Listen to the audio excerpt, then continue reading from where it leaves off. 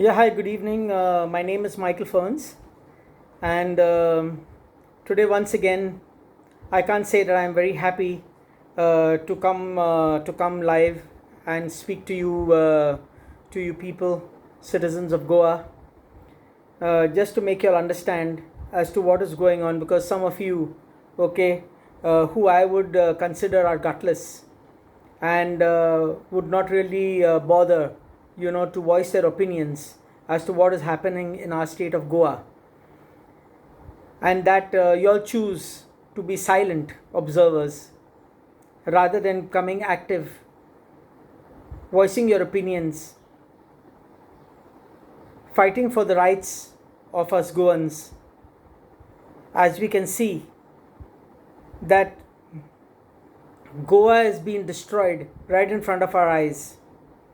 Goans having no voice of their own anymore, because as of now we still have a few Goans left in Goa. Yes, because most of them have migrated abroad, left Goa and gone, but still giving us their smart opinions from abroad, sitting abroad, and telling us how Goa should be managed and how Goa is being destroyed. But these are the people I would call gutless, because they sit outside Goa in different other countries looking at their own interest, and they can only make opinions. You see?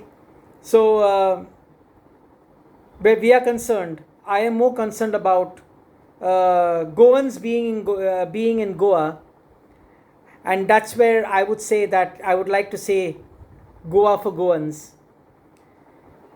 But over here, I can only see the future of Goa is only deteriorating as the numbers of Goans is deteriorating.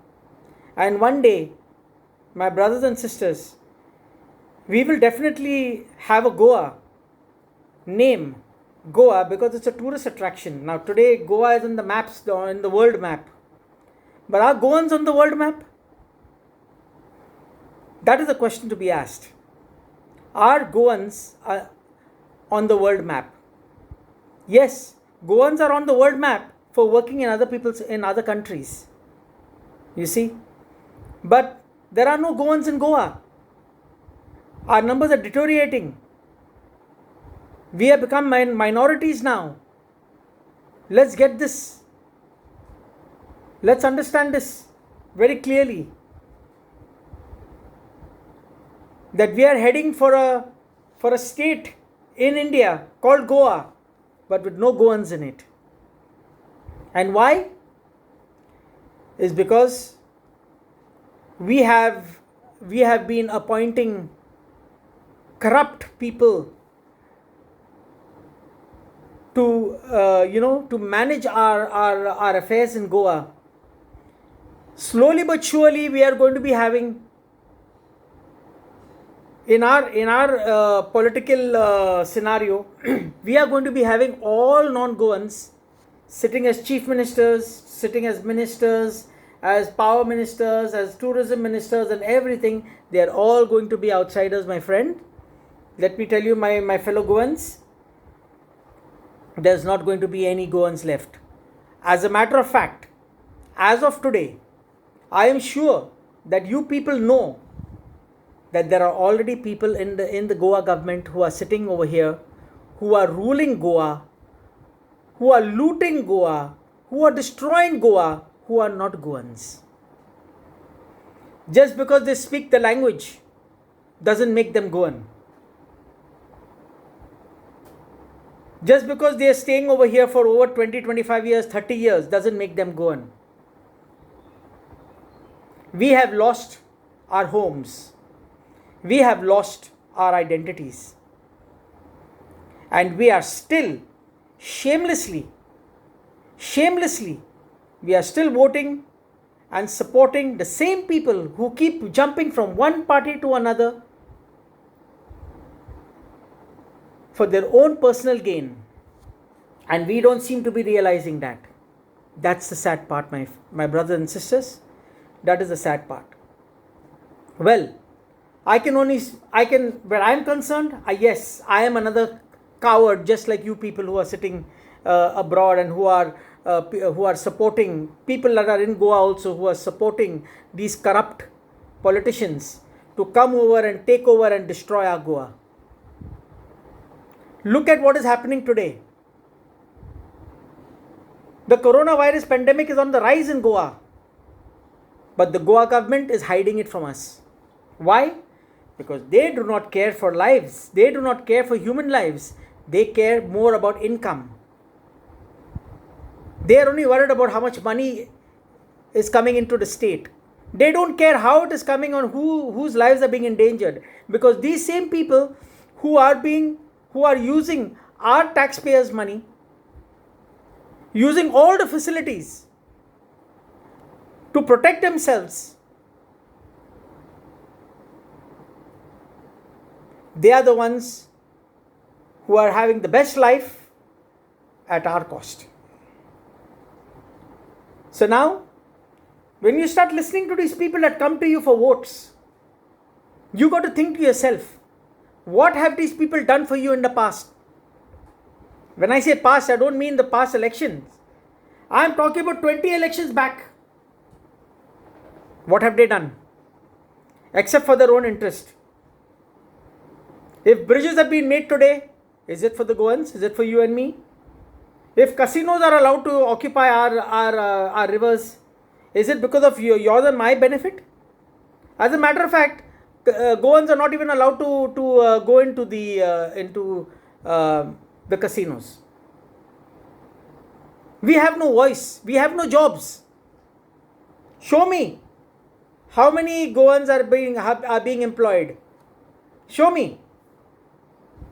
Our government only knows how to say, okay, that we are having so many jobs for Goans. Please stop saying this. It is not for Goans. These jobs in Goa is not for Goans. It is for the migrants and all for the outsiders. We don't mind it. We don't mind it. We need the migrants. We need them to come and work over here. You know why? Because we cannot do the job that they are doing. They cannot do the work that we are doing. We do not want to do the work that we are doing. We want to sit on high chairs. We want big titles. That is what we want. So we have to be realistic, my friends. Stop talking about saving Goa, okay, if you don't mean it. Don't talk about saving Goa if you don't mean it. Yes, you talk about destroying Goa, I will say yes, you will mean it. Because everybody, including you and me, are here for our own interest to destroy Goa. And it's not only destroying Goa. It is not only about Goa. It is about God's creation.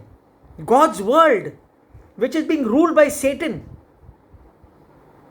which has been destroyed by all these corrupt politicians, okay, who only take the word of God, who will wake up every morning and they will pray in front of the God, okay, but with no meaning, with no feeling. They are dead over here. They are dead. Our politicians are dead in their hearts, and all the newcomers that are coming in, whoever it may be, all these newcomers are only there for their own gain and nothing else. Nothing else. We need to appoint workers. We do not want politicians. We want workers. This is a job. But over here, they are looking at it as business. Looting, and that too looting, robbing in sinful ways, taking away from the food from the mouths of the poor to feed their own stomachs. Is this the world that God has created? And is this the brains that God has given you and me? That we do not know who we are voting for? Look at what is happening. People are fighting with each other. For power, for territories, they are fighting. What is this elections? This elections is nothing but a job, a simple job. But nobody is looking at it as a job. People, as a matter of fact, are contestants. The candidates, okay, are spending crores and crores of rupees just to come into power for a job. This is a job. And you are spending for this job crores of rupees, bribing people, instigating people, falsely promising people so many things. For what? For a job which you want to loot and loot and loot and eat and eat. And how much are you going to take and where are you going to take it? My brothers and sisters, where are we going to take it? I am asking these politicians this question. I recently heard that one of our politicians has a target. He has a target. 40,000 crores he wants to make at the end of his term. 40,000 crores.